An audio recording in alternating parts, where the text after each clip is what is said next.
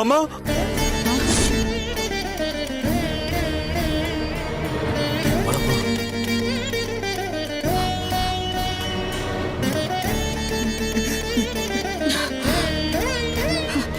அம்மா அம்மா அம்மா அம்மா இல்லைங்கம்மா இருங்கம்மா. அம்மா எதுக்குமா வீட்டை விட்டு வெளியே வந்தீங்க?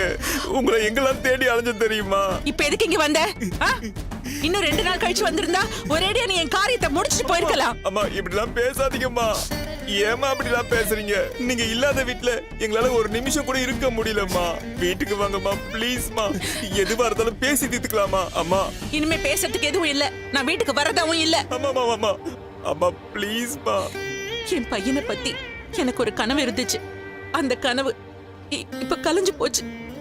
இனிமே நாங்க வந்து என்ன பண்ண போறேன்? அம்மா நான் திட்ட போட்டு கல்யாணத்தை செய்யலம்மா. எனக்கு ரஞ்சிதாவை காப்பாற்ற வேண்டிய சூழ்நிலை. அதுக்காக தான் அவ கழுத்துல நான் தாலி கட்டினேன்.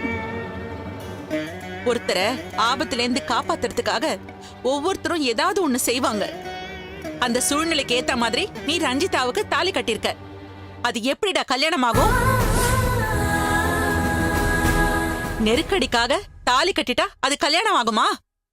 நீ அவ புருஷன் ஆயிடுவியாடா? அம்மா நெருக்கடிக்காக மட்டும் நான் ரஞ்சிதா கழுத்துல தாலி கட்டலம்மா. நான் உண்மையாவே மனசார ரஞ்சிதாவை விரும்புறேம்மா.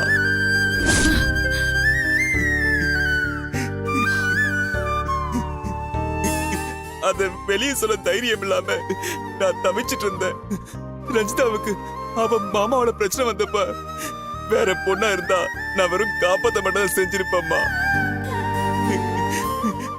ரஞ்சிதாங்கிறதால தான் நான் அவளுக்கு தாலி கட்டி என் மனைவி ஆக்கிக்கிட்டேன். அம்மா எந்த காரணத்துக்காக நடந்திருந்தாலும் அது கல்யாணம் தானம்மா. நான் யாருக்கு தாலி கட்டணும்? அவதானமா என் பொண்டாட்டி. அவ கூட தானமா நான் வாழணும். அம்மா அப்போ ரஞ்சிதா தானமா எனக்கு பொண்டாட்டி.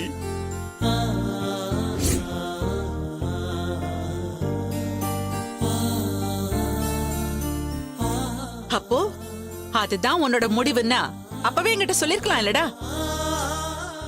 இத்தனை நாள் என்கிட்ட சொல்லாம மறைச்சது தப்புன்னு உனக்கு தோணலையாடா? ஏண்டா உன் மேல நான் எவ்வளவு நம்பிக்கை வச்சிருந்தேன். அம்மா என் பையன் என்னோட வார்த்தையை மீற மாட்டான்.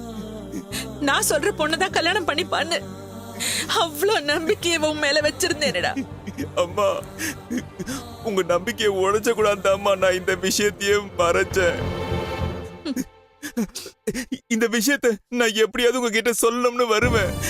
ஆனா உண்மையை சொன்னா உங்களுக்கு ஏதாவது ஆயிடுமோன்ற பயந்தாமா ஒவ்வொரு தடவையும் உங்ககிட்ட சொல்ல விடாம தடுத்துருச்சு.